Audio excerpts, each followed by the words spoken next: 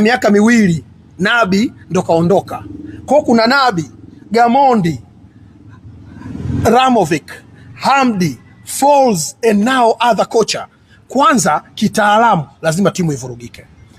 Bahati waliokuwa nayo Yanga hiyo miaka nayo itaja mpaka kufika mwaka huu, walikuwa na kikosi ambacho kimekaa pamoja, kilishaandaliwa na Nabi.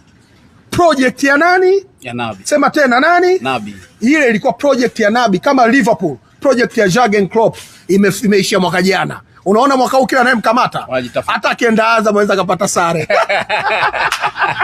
Project ilishaisha. Kwa hiyo sasa Yanga kwenye mashindano ya kimataifa unaiona kwamba inaweza katoboa.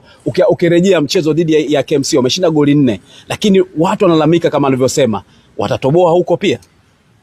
Tunarudi pale pale, resources zao ndo zinatoa matokeo wakati wakiendelea na mchakato wa kuirekebisha timu. Ndio maana kuna baadhi ya wachezaji wakiingia wakiklik wanapata matokeo. Wewe binafsi tumaini lako likoje? Maini yangu aina sasa ya opponents. Wao Yanga si hawajakaa vizuri, hawajaunganika. Zile timu kwenye group lao ukiachana na Al Ahly, zile timu zingine nazo bado zinajitafuta. Zina kama miaka miwili nyuma hapa kidogo vitu vilikuwa sio sawa.